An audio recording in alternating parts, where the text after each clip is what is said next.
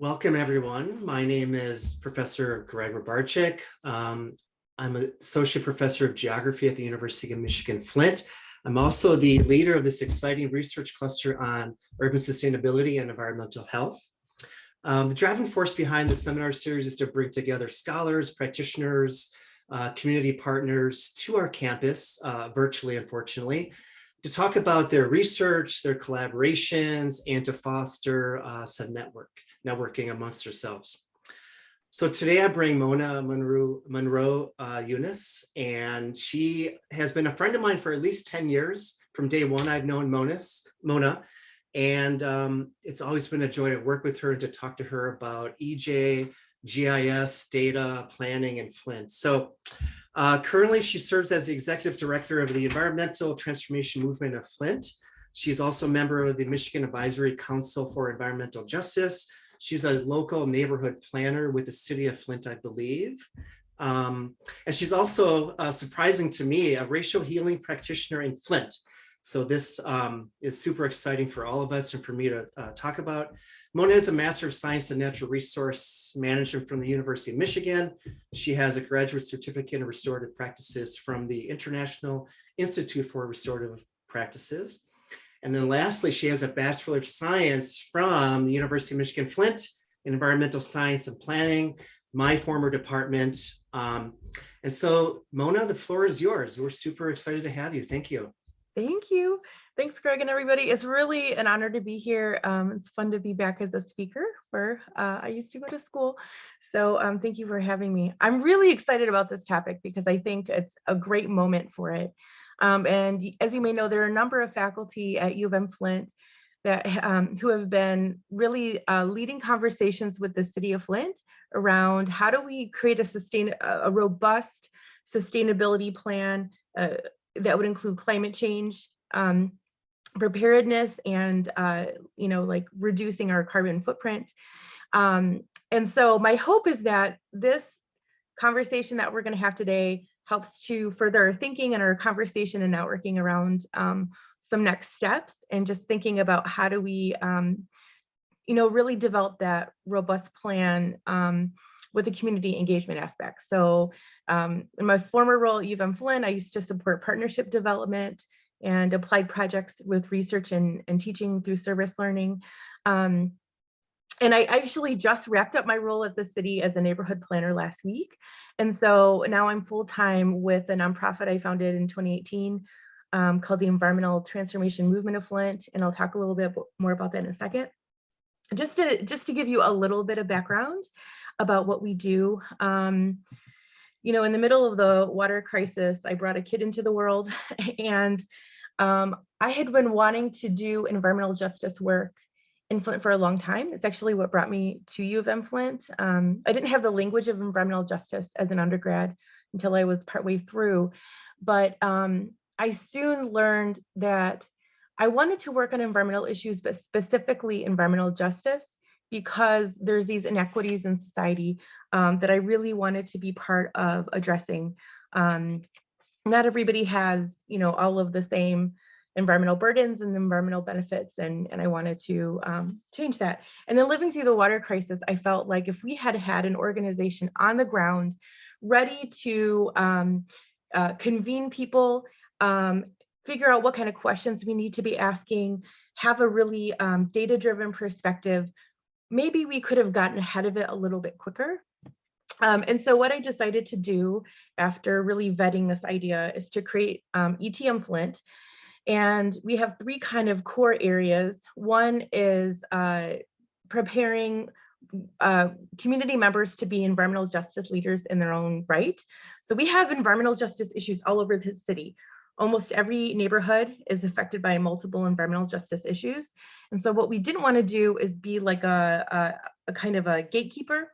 We really wanted to build the capacity across the city for people to address issues in their own neighborhoods, and then build a network of people who are trained to understand and utilize good data and environmental justice, climate justice principles in their organizing. And really be a force for change, really create a critical mass of people ready, when there's an issue that we can call together, get 50 people at a meeting on a moment's notice. So this is my dream. This is a few years out. We were founded in 2018, and we've done a combination of capacity building work. And then our other area is issue advocacy, where we know that there's really a leadership gap in addressing environmental issues, like with the Ajax hot mix asphalt plant that's we're fighting, trying to stop being built across from Flint's largest public housing complex off of Carpenter Road. It's just one example. So yeah, so and then what we really want to do in the long run is shift from this kind of reactionary, oh my goodness, this company wants to build in a polluting plant, how do we stop it, to the more visionary work, the more systems change work around how do you address the fact that a company was allowed to even build across from the largest public housing low-income public housing complex in Flint. How do we get ahead of climate change and really do more of the visioning, shifting from what we don't want to what we do want in our community? So that's just a little bit of frame. I want to create a common language. I want to start with common language. And this is my favorite definition of environmental justice from Dr. Bunyan Bryant. He was my grad school advisor. He actually is from Flint. If you're not familiar with his work, he helped found the first academic environmental justice undergrad to PhD level program in the nation at U of M Ann Arbor. And he came to Flint from Arkansas, I believe it was, when he was a teenager, and just grew this passion for environmental justice work.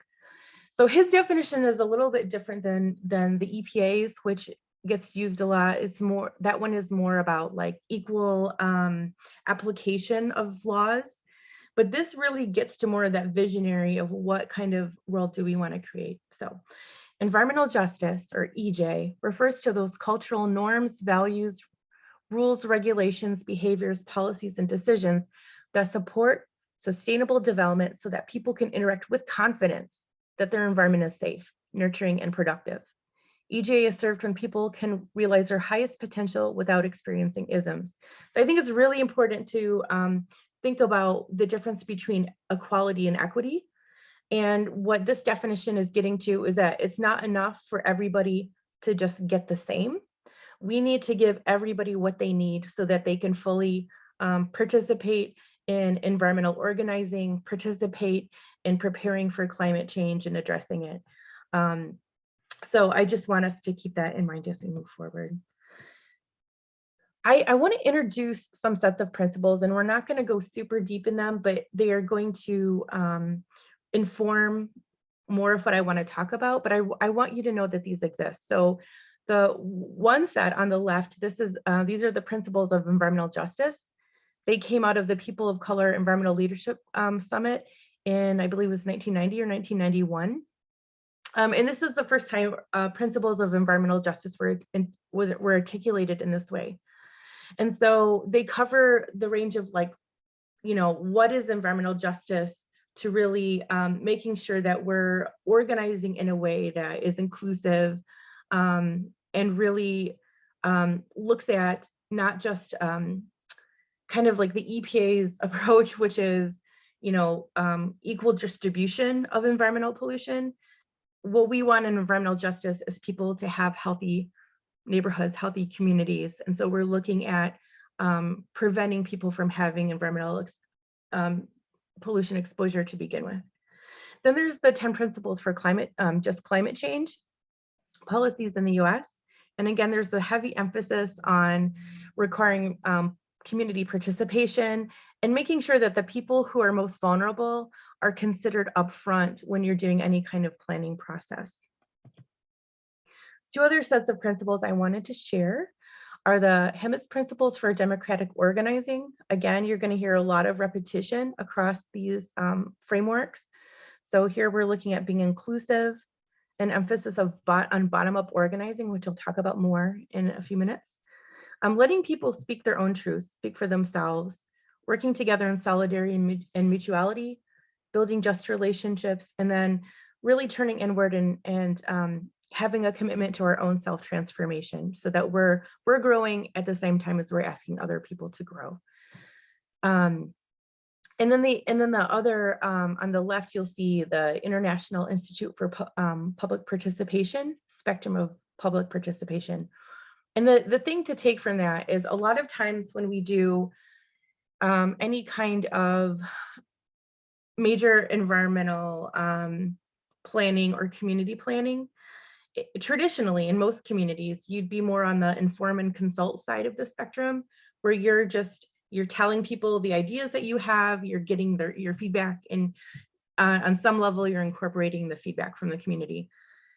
What we saw with the 2013 master plan, the Imagine Flint master plan, was a recognition from the city that, one, we hadn't had a comprehensive master plan since 1960, right? And so we're not only catching up on 50 years worth of planning, the city also realized that it had to take a different approach. It really had to rebuild trust, right? And have people know that they are truly shaping the vision for Flint's future. And we have to bring that into this next set of planning with sustainability planning, right? And so what we want to do is make sure that we're continuing this this process like was done in 2013, where you had about 5,000 community members participate in crafting the vision and the Imagine Flint master plan. Whereas in a lot of communities, you update it around the fringes, right? Because you're supposed to have a plan every 5 years. And you would have a public meeting and you might have 100 people show up, and then you update it and you put it back on the shelf, right? That's not what we want. We want a community that's bought into this vision, because it is that buy-in that's going to make it happen. And so we want to move the way we organize to get to that point to the right side of the spectrum, where we're doing more collaborating and empowering people to actually be participants in shaping that future. So as we move forward, I just want to call out one of the principles of environmental justice, number 5. Environmental justice affirms the fundamental right to political, economic, cultural, and environmental self-determination of all people. So again, the people who are affected should be shaping the future, and we're shifting from doing to others to doing with people, right? Okay, so if we're approaching sustainability and climate change planning with an environmental justice lens, what we're going to be doing first is having our frame be equity and justice, right? We're thinking about how do we make sure our process is inclusive. We're doing that in a really deep and authentic way. And then if we plan the community engagement process in a way that reaches the people who are most vulnerable, most likely to be left out, then everybody else will be there, right? Because you're going to automatically easily reach the people that are already in networks. You have different circles of influence and different circles of connection in any community. And what we want to do is really build the capacity for social cohesion and the way we go about sustainability and climate change planning. So first, we want to identify who's already in these circles of influence and communication networks. And then we need to be thinking about who's not plugged into those spaces. We learned, for example, from the water crisis, that the people who were getting left behind systematically and who therefore had greater health vulnerabilities were the Latinx population, especially those who are Spanish speaking. So there is a language barrier, and also people who are undocumented because they really were living underground lives, but had just as much right as everybody else to clean and healthy water. And then also the deaf and hard of hearing population, right? So even though actually Flint has the largest concentration of deaf people in the entire state of Michigan, because we have the Michigan School for the Deaf, a lot of times deaf people are left out. There's an assumption that if you're deaf, you can lip read, which is not necessarily true. And if you've ever done an exercise where you turn off your video and somebody says something and you have to guess what they say, you'd be astounded how difficult it is to lip read accurately. So we really want to make sure that we're identifying and being really clear about who tends to get left out. And that's not always easy to do, because if you're in the in circle, like you would be in an academic audience, like you would be working with institutions like the city, or if you're already plugged into community organizations, right? We're trying to reach the people who are not in those circles of influence. So it takes some really intentional work to build relationship. And so the way we get there is then we design our community engagement to reach people who've been left out, building those networks, invite people to join and remove barriers to joining. So remember the image of the people at the fence trying to watch the baseball game, right? We want to not just give people enough to stand on so they can see over the fence, but if we can remove the fence, that allows people to fully participate in that social experience. And then we build relationships, and those relationships are what create that network of social cohesion that's necessary for the long haul of sustainability planning and community planning. And it's really fundamental to build relationships. It seems simple, but it's absolutely essential for building a fabric of stronger engagement, so that, you know, as climate change happens, if we have to shift course, for example, we know that we're going to have more flooding, we know we're going to have high heat events, but there may be things we don't know that are coming, right? If we have to pivot, we have a strong fabric of social cohesion and networks in place that will allow us to then be more responsive, less reactionary, and more thoughtful in our responses as we do more planning. So you've probably already come across these ideas, kind of accessibility 101 for meeting people where they're at.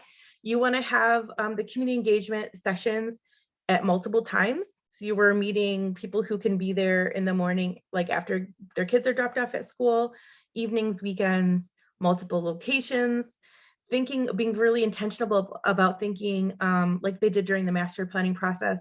Is this at a safe, neutral space? This community engagement session, is it accessible by bus? Can people who don't have all the privileges, like having, you know, your own personal transportation, can they get there? Avoiding holidays, election days, you'd think that would be intuitive, but the state of Michigan Department of Environment, Great Lakes and Energy, known as EGLE, actually held their public hearing for the Ajax case on election day. So we had to educate them about how that was extremely problematic, and actually really shut people out from being able to participate in the public hearing. And we pushed, just as an aside, we just pushed them really hard. And at first they were like, no, we can't change it because we have to be fair to all the applicants for permits. And we said, well, you're facing a civil rights complaint under their 1964 Civil Rights Act, which we actually have followed through on for more than that. And they did agree to another public hearing. But what we want to do is really get ahead of that and be mindful to begin with. And we want to avoid overly technical language and jargon, and make the materials that we're using to educate people and bring people up to speed about what is climate change, why does it matter to me, and what do we need to do about it, accessible to people who are not in an academic audience. So the next level of accessibility is leaving nobody behind. So really, I know Dr. Marty Kaufman had started the work at U of M Flint for mapping the lead and galvanized service line pipes, bringing water to people's homes to try to understand where's the risk. And then that work was taken forward and through Blue Conduit, and they created this Flint pipe map. And so my organization helped to vet some of the initial design. And so, you know, what we really want to do is make sure that all of the materials are really attuned to who gets undertapped for inclusion. So for example, you have a map, but if you're colorblind, you're not going to be able to interpret it correctly. So with Flint pipe map, for example, there was a Spanish version, there was a colorblind friendly version. It was very visual. It was stripped of jargon. That was the process that Blue Conduit had to go through because it came through an academic space. They had to really make sure the language was accessible to everybody. We call it people-friendly language. We want to make sure that who we are inviting to help even shape the community engagement is truly representative of all people who will be affected by environmental issues. And again, we want to be mindful of all of the different populations in our community so that it's multi-language. We're including American Sign Language interpretation, not as an afterthought, but as something we do in the community engagement, which would allow people to participate. And also making sure that the people-friendly language means third grade reading level, which is hard to do until you get used to doing it. We have about 40% of Flint's population reading at third grade reading level.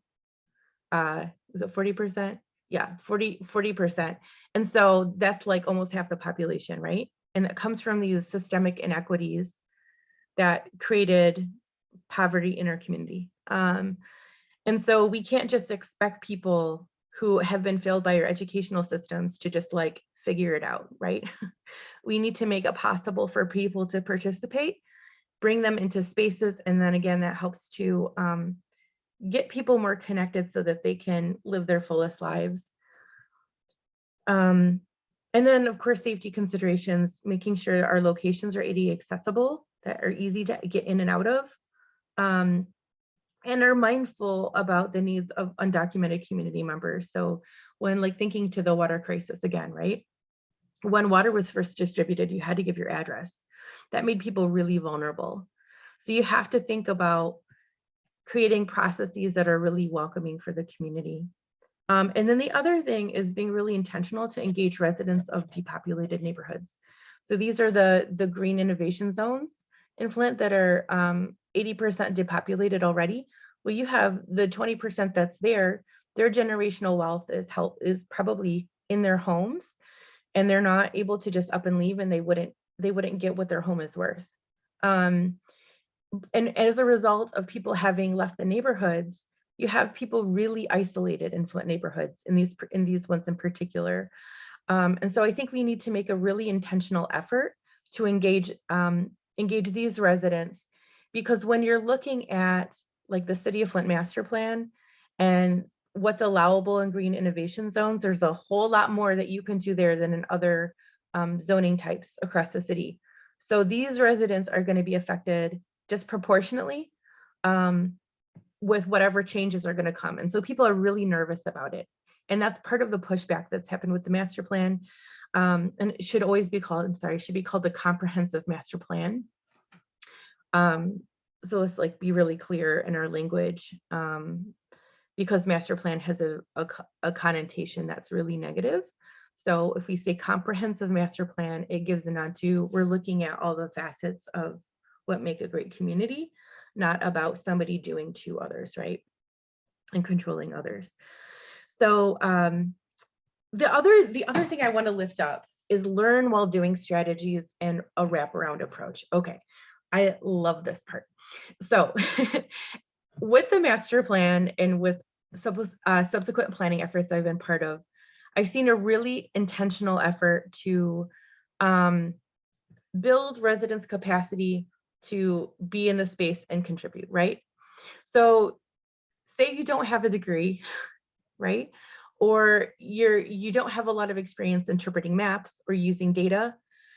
If you have a community participation process that's really heavy on maps and data and it's just kind of thrown at you, it's going to go right over your head. It's not going to make any sense, and you're going to kind of shut down, right? So not only is that problematic for relationship building, it doesn't actually build the capacity in our community to help people fully participate in planning efforts, but also to become better versed in science and what that means and how to use it.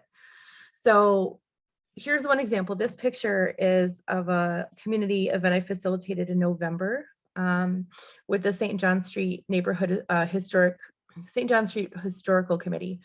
So these are residents who were displaced, their homes were torn down, and the social fabric of their neighborhood, their very strong Black neighborhood, was destroyed due to urban renewal. So, and to build 475. So this is in the 70s. And there's a whole story, there's a whole history of pain around that. But this was a major environmental injustice. You should probably have read about in Andrew Highsmith's book, Demolition Means Progress. But one of the great things I was able to start working at the city was working with the neighborhood association, not the neighborhood association, the historical committee, in starting to develop a vision and a plan for a memorial to the neighborhood. And so this started last summer. And what we did was a charrette style. So, you know, again, people come from all walks of life. We wanted to really make it a very hands-on experience. We wanted to not only teach the historical committee how to create and facilitate sessions like these. So like I created a facilitation guide with them. Now they have that if they're going to facilitate future events going forward. They have these tools. We're building their capacity to lead in their own right, right? And we used a lot of maps and data and thinking spatially about how to plan out the memorial. So we wanted to be really interactive and hands-on. And the whole process was planned not from the city, but in collaboration with the historical committee. That was really important. And you can see we got a lot of people there, even though it was, you know, we were still masked, we were as socially distant as we could be, with over 40 people coming together for several hours on a Saturday. So again, you know, we want to address the digital divide. This is the other thing is, if it had been a different audience, like maybe a younger audience, it might have been easier to use tools to do a like this virtually. There are ways to do it. But we knew with this segment of the community, we're working with elders, right? And that would be a huge barrier. And we might have gotten 5 or 10 people if we had gone a virtual route. So we knew we had to be in person and then just be really intentional about protecting people, providing PPE and that kind of thing. And then the last thing I wanted to say, and again, these are general guidelines, but I think for any kind of sustainability planning, if we want those plans to actually take life, we have to do these things. We want to engage community members as facilitators. It is a different kind of process as if we come in as like experts and we're not recognizing the expertise of the community and the fact that they have relationships that give them credibility. We want to honor their knowledge and honor their credibility and also put affected people out front as facilitators. So it's just being really intentional about the planning process. We also really want to be intentional about aligning investments with our commitment to equity, right? So what that can look like for sustainability planning is not just distributing resources and initiatives all over the city, but doing more for and with underserved areas.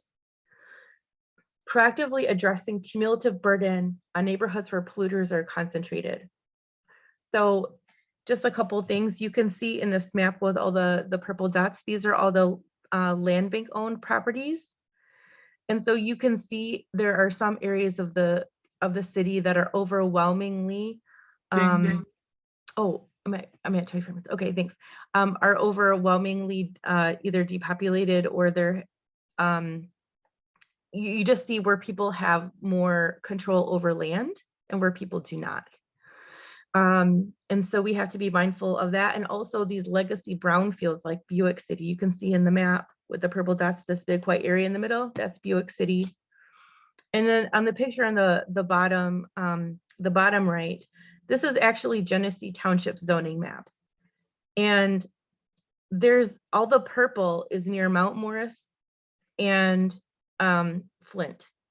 So what Genesee Township has done is they have zoned all of their industrial near communities of color and low-income neighborhoods. So that's a structural issue. So how do we can fight each case that comes in. We can say, we are gonna fight every potential polluter that wants to move into that industrial park next to that incinerator in Ajax, or we could address it from a more structural level with zoning. So we need to rezone and update ordinances to prevent future overburdening. So one of the things that ETM Flint is really pushing at the state and national level is cumulative impact analysis. And one of the ways that shows up in planning and zoning, permitting processes, and zoning, is making sure, well, really permitting and planning processes is really making sure that there's a cumulative impact analysis done, so that when you're looking at where pollution will go, you're not just thinking about what could be added as pollution, you're looking at all of the background pollution and then looking at the health impacts of what would happen if we add more, right? So that's really important, because what happens is the zoning creates a structural problem where the pollution is concentrated largely in areas where neighborhoods are isolated and already depopulated or very low income. And so again, if we're trying to get out ahead of it, what we don't want to do is constantly be fighting. We want to create a vision for sustainability, but we cannot allow this to continue and then be over here talking about sustainability and climate change, right? Because the people who are in areas most vulnerable to flooding are often the areas where you have concentrated pollution. The areas where people are going to have less access to health clinics or safe spaces or the ability to put on air conditioning, being able to afford air conditioning in the case of high heat events from climate change, are the same people who are vulnerable, right, in these neighborhoods. So if we're going to be doing inclusive climate change and sustainability planning, we need to refocus our attention on neighborhoods that are most vulnerable and least engaged.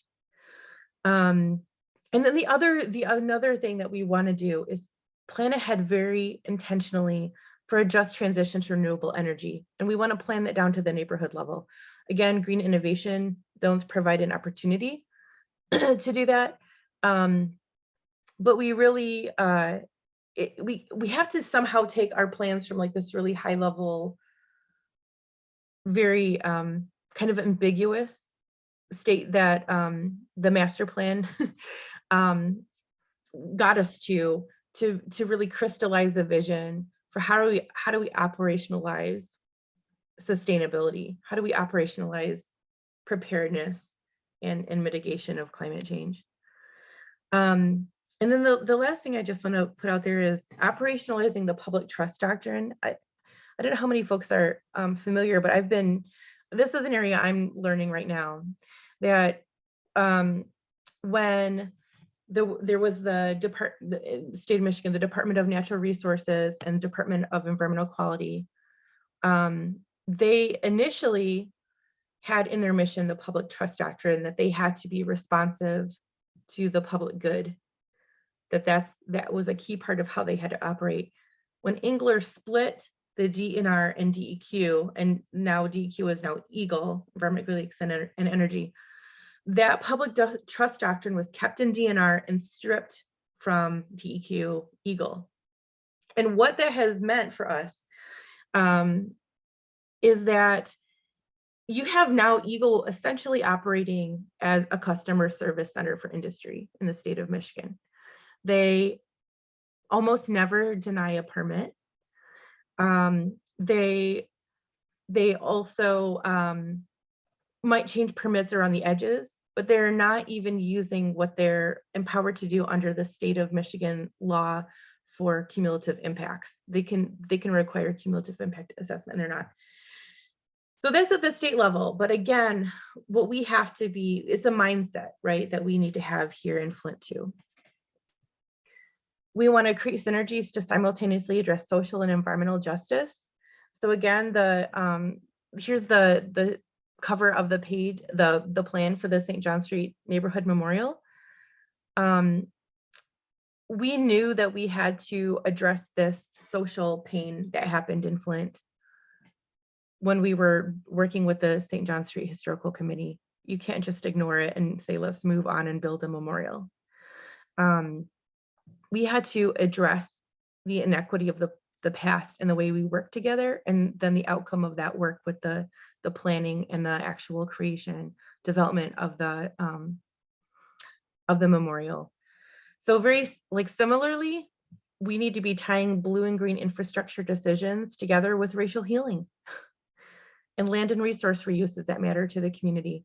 If we come in there and we have this great sparkly plan for sustainability and we've left out people who are impacted, we are going to deepen wounds.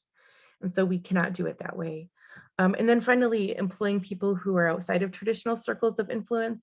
If we can hire at-risk youth or former gang members as climate change ambassadors, we are actually spreading our reach into neighborhoods in ways that we have not really done in our community. So those are just some examples. I know I've got to wrap up so we can have time for Q&A. So I just wanted to say, like, it's really important to start with why does climate change matter to people? We can start with the science and we're going to lose most people. They want to know, how is this going to affect me and my family? What's this going to do to my property values? This comes back to meeting people where they're at and letting people, we can start with really, how does this matter to you? And then we can bring people along with the environmental stewardship and sustainability messages. We have to honor what people say is their truth. So Dr. Kent Key from MSU, I heard him say, people were holding up all these bottles of water during the water crisis, this whole rainbow of colored water, and nobody was at first really listening to them deeply. They were just kind of brushing them off, like, show me the data. Well, that was data. It wasn't the kind of data that officials were used to working with, right? But we needed to listen to them and we could have gotten out ahead of it. So we have to, again, really be compassionate and listen and get beyond our privileges. So finally, going back to the principle about self-transformation, as every organization, whether academic, nonprofits, what have you, we have to have a deeper understanding of the social determinants of health equity and how to achieve equitable outcomes. And Dr. Kamara Jones had come to U of M Flint. So I just wanted to remind everybody, she has a lot of YouTube videos and she has talked to the campus community, but it's been a few years, many years now actually, but really understanding kind of like the cliff of health, what was it called? I'm trying to remember her analogy, but like the cliff of health, good health. I think I'm saying that wrong. But again, understanding how do you operationalize equitable planning. And then finally, for anybody interested, there's the Truth, Racial Healing and Transformation Implementation Guidebook. This is TRHT is a national framework for addressing racism. And we have a local hub that's working on it, and I've been part of that work. So I'd really encourage everybody to look at the implementation guidebook, join the conversations about TRHT, and then think about how do we overlay these pieces together. We've done TRHT as part of our neighborhood planning work at the city, specifically for the Choice Neighborhoods initiative that I was part of. But again, these are different kinds of frameworks and initiatives, but they weave together really well. And I'll stop there. I know I went over. Thanks, everybody.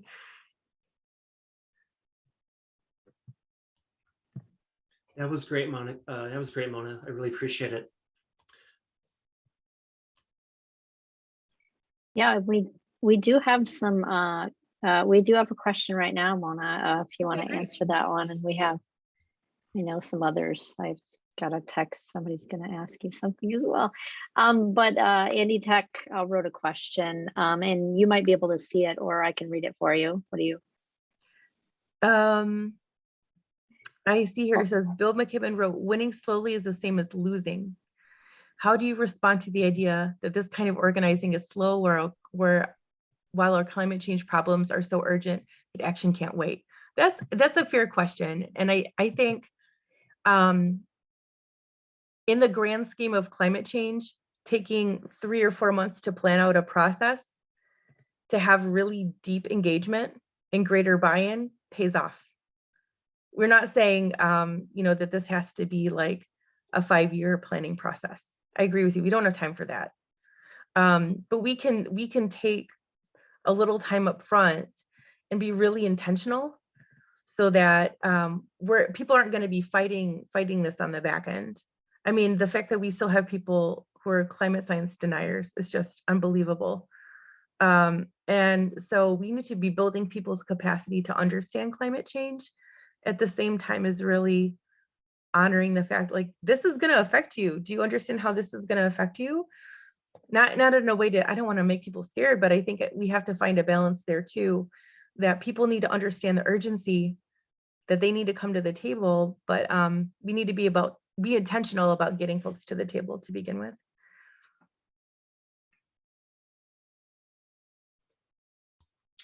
Can I ask a question?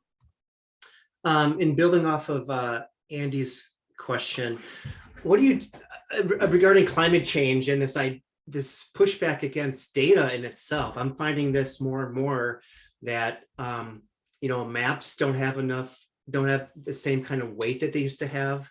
Data doesn't carry that much power anymore. I don't know if it's political, if it's cultural, if it's based on geography or what, but how do you, in terms of communicating to residents in Flint or otherwise, how do you communicate that, the worthiness of data and maps and climate change and stuff like that? Well, my approach is don't lead with it. And I think framing is really important. So if we can get people to come together around, there's a community issue we need to get ahead of. And then we say, let's talk about how this, here's how it impacts you. We get to a point of where people understand this is going to impact you. And then we can bring out the maps and data. We don't have to lead with it. I think in some professional circles, it makes sense to lead with data, right? We want to be data driven.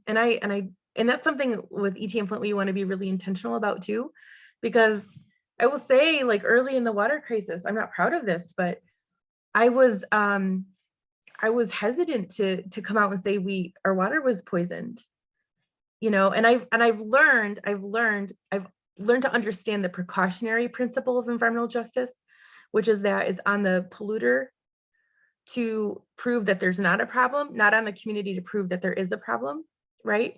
That's how we really protect health. It's a different way of operating than just letting polluters operate and then trying to build a health clinic as a community benefit to address it, right? But so I've had to learn a different way of thinking about data and how important qualitative data is. So giving people space to talk about how they're impacted. So we can start with a conversation, and then we can say, you know what, we really want to build everybody's capacity to address this as powerfully as possible. And in order to do that, we need everybody to understand the science, and we need people to see it on maps. So what we're going to do now is now that we have a common understanding of what's coming and how we need to protect ourselves and what this means for vulnerable people and why we don't want people to be stuck in their homes in high heat events and lose their lives, right? Or have property values tank because they're facing increased flooding that we could anticipate. Then we say, let's build our capacity together. And then you're building a relationship while you're doing it. It's a different way of integrating data. It's still data driven. It's just you start from a different conversation. That's my approach anyway. That's a because great you don't answer. want people to glaze over and be like, I don't connect to this, Yeah. And then the next. Yeah. Oh no, go ahead. Something. Just Rob McCullough here. I'm just an intern in the communications department, but Heather just recently recommended the book Think Again by Adam Grant to me. And if you guys just look up there's the 30 actionable takeaways at the end of it. It really talks about, the first part is about how you challenge your own assumptions about things. The second part is interpersonal, and the third part is about collective rethinking. And he really talks about how strong people's confirmation bias instincts are. You ask someone why they hold that belief, they get really reactionary against it. And what you were saying about we work through it together, he has a really good roadmap at the end of that book that talks about, the art of persuasive listening, the art of, questioning how rather than why, to redirect that just this is my belief. Create that distance between the beliefs and the person so that they can examine it and see it better. Yeah, I just. What's the name of that book again? It's called Think Again. It's got like a little subtitle too. Think Again, The Power of Knowing What You Don't Know, by Adam Grant.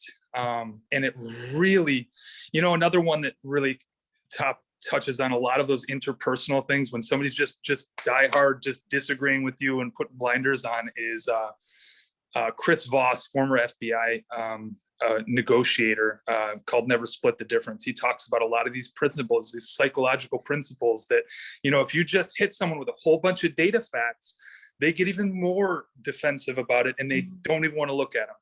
So, boiling it down to just a few of the strongest points, but always start with, like you said, a focus on that relationship. It's us trying to examine this thing together, not me holding this belief and you holding that belief. It never works. Yeah, I think that's right on. That's right. Rob, on. does this work with family members too? I'm still working on that one. Me too. That's why I ask. I got to tell you, I started studying restorative practices and it helped my parenting. My son was about 2 when I started, and it does. It changes the way you respond awesome. in difficult situations. It really does. And we got a couple more questions that came through to Mona. Okay, so I see Laura said, how do you talk about climate change with health professionals in Flint, not just the water crisis, but other potential disaster events? I think one of the things that I'm seeing happening is that there's the EPA is funding, or not, it wasn't the EPA, actually, it was NOAA is funding more community, this isn't really health professionals, but I'm seeing more conversations. There's more grants out there for engagement around climate change. And like I'm working with Dr. Carolero at Kettering, and we're hoping to get funded by NOAA for a grant to do more community education. I think but your question was about health professionals. I think it's just part of that work is getting clear on what are the future impacts, and so I think we have to make this tie. It's something that we're trying to do with the Ajax case too, because you have a lot of reports of cancer and upper respiratory problems there.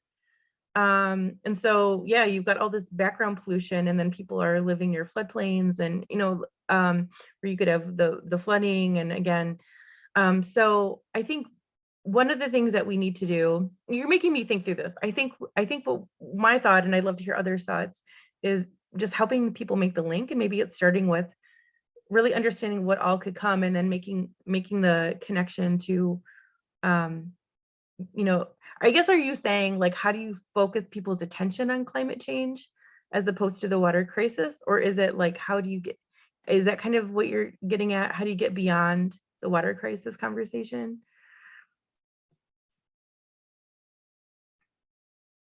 Oh yeah, and Laura, I can always unmute you if you want to talk. I'll allow you to talk if you want to unmute yourself. Or sorry, yeah. Okay, cool. Can you hear me? I've never talked in Yeah. a webinar before. Okay, so I guess what I was just thinking, because you've done, like in this talk, you talked a lot about the water crisis, and I was one of my capstone project that I'm working on, I'm an occupational therapy student, is educating occupational therapists about how climate change is going to impact like everybody's occupations and their way of life, and how that fits into like the occupational therapy like model of practice, so to speak. But it's really hard to get people to be like, oh, this is like an issue for us. You know what I mean? So I guess I was just like, if you had any suggestions on how to, go about being like, well, here's this data that shows that, climate change is going to make things like make it harder to be in the heat. Disasters are on the rise from climate change. And we know that if you like go through that, a lot of your daily occupations are changed either temporarily or for a longer amount of time, like where you're living, your ability to you know, just do your daily occupations. If you get injured, there's just like a lot of things, but I'm having a hard time selling people on that idea. I hate to say sell, you know, but like get people to understand, I guess, where I'm coming from. Yeah, I feel like one of the hardest challenges with climate change is to get people to feel the urgency Yeah. without getting so like overwhelmed that they just want to shut down about it. But the way we've kind of approached it with the Ajax case is to say, and I think this is true, I'm saying this authentically, this is the next big environmental justice case in our community. I think the same thing can be said about climate change, that we need to get out ahead of it. We know this is coming. And but I think what you're doing, Laura, is like really brilliant, because you're helping them understand, again, how does this affect me? How is this going to change my work environment or the work environment of people that, you know, that I serve? So you know, maybe just helping people feel the urgency around, like, this is an environmental justice issue too. I think for a lot of people in Flint, there's a language around environmental justice that we didn't have before the water crisis. It wasn't like there were circles of conversations around environmental justice, but it wasn't like a daily thing like it is now. But I think that that's changed. And so where it's authentic, I think it's worth using it to say, this is EJ too. You know, I think people can easily make the link to the water crisis, but there's many other EJ issues. And climate change is definitely one. Other people have thoughts on that one?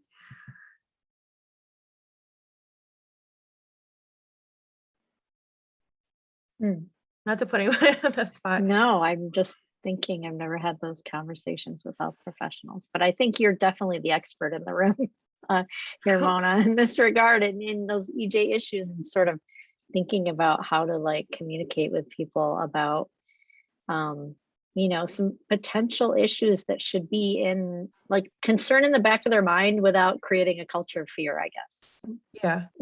Yeah. And the other thing, Laura, that you could think about to do that too is when you share what you write, maybe if you know like a community of occupational therapists you want to reach, do a presentation for them, you know, and then you could do like a simple planning exercise built into it, like where you're just prompting their thinking around, hey, I really want to engage this community. And so you've heard my presentation. What are, like, you could think of some questions like, where are we at now? How did we get here? It's like, this is a tier T framework. What's the ideal? Where do we want to go? What's the utopia that we want to get to? Where are we at now? How do we get here? What action steps need to be taken? And then who can take those? So those are like the 5. And so you could think about doing a presentation and then doing like a mini charrette and build it into your time. So maybe it's like an hour-and-a-half session where 30 minutes is like, here's my presentation. And the last hour is, I want to engage you in this conversation. And then you're engaging them. And so then they're bought into it more, and they're thinking even deeper based on the work that you've done. I hope that answers your question. We have another one from Rebecca. Thanks for the talk. You're welcome. I do community engaged ecological work with community partners, and I do my best to hold different types of events to reach community members at different times, in different places, and in different ways. But I want to make sure their time is valued, as this is so frequently invisible work that is voluntarily done in spare time. That's fair. Could you talk about incentives and/or payment, or ways do you think are appropriate to thank people for their participation in time for sharing their experiences and ideas? I think that's a brilliant question. And it's one that, you know, I think a lot of times is an afterthought too. When we're thinking about how when we seek funding, can you build in incentives? Can you build in thank yous? So when I worked at U of M in Ann Arbor, previously to working at the city, I worked at U of M in Ann Arbor in the School of Public Health. And I was the liaison between the school and the Flint community for the water crisis response. We had an EPA funded project where we developed curriculum to teach people at the community level around the water system, to understand water science. And so the community partners that we worked with were really intentional about, we are going to value people's time and we're going to give people an incentive. Could be $10, it could be 20. You could also, if you don't already have that built in, you could think of raffles, you could think of smaller incentives. I had right before the water crisis hit, actually developed, haven't done it yet, but like environmental planner bingo. So whoever wins like this, wins a package of like environmentally friendly home products. So I get to educate people while I'm also giving them stuff that they can use, and it thanks them for their time that way. You could you could think of yeah, I guess it could be raffles. You could approach businesses to say, could you contribute some gift cards for this? Like, so this with the Choice Neighborhoods Initiative, for example, we did a number of community engagement sessions this past summer, and we did walking tours. So we did one of the future Grand Traverse Greenway Trail and Windiat Park and McKinley Park, and people could visualize how we wanted to change the space. And we used the Project for Public Spaces place game methodology that the CRIM introduced to me in the city. And anyway, so the CRIM had $5 Foster's gift cards, right? They just had some left over from an event. So we gave everybody gift cards, and we had t-shirts, and we had, we just asked our partners, is there anything you can give? The Watershed Coalition had a bike we could raffle off. Like there's some cool things. So you can find community partners to work with too, and see if they have anything that they want to get out in the community. And then you get to acknowledge your partners, like, this didn't come from me, this came from our partner. And so it helps them raise their visibility in the community too. But if we can be intentional up front, I mean, I know there's always this tension around, you don't want to pay people to be there, but at the same time, like, we get paid to be there. So why shouldn't community members who are giving their expertise and time do that too? But it takes planning at the point of grant writing, usually, to do that.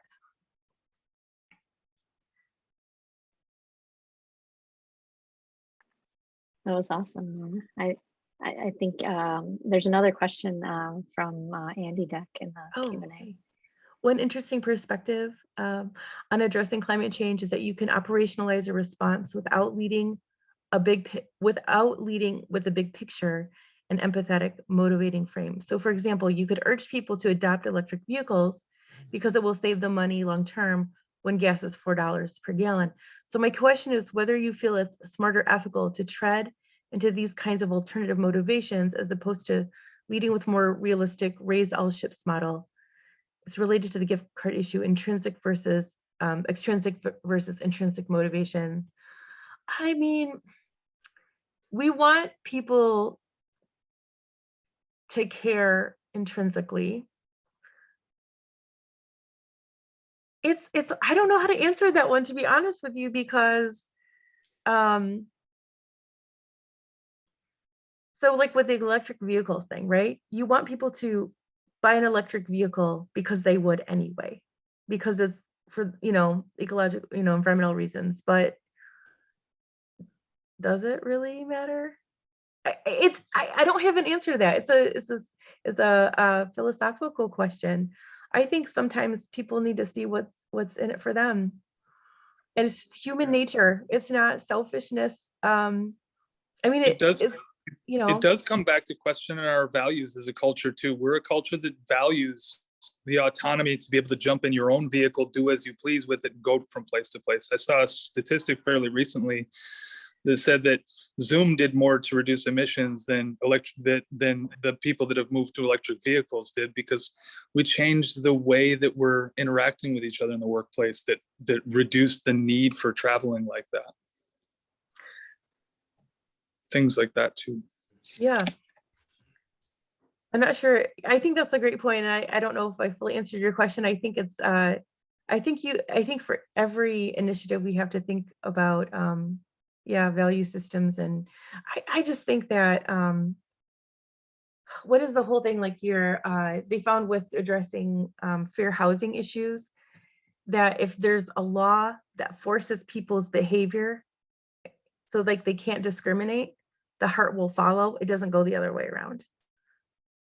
And I heard this from Trish at the Eastern Michigan Legal Services of Eastern Michigan. She did a lot of fair housing work and worked with students at Flint.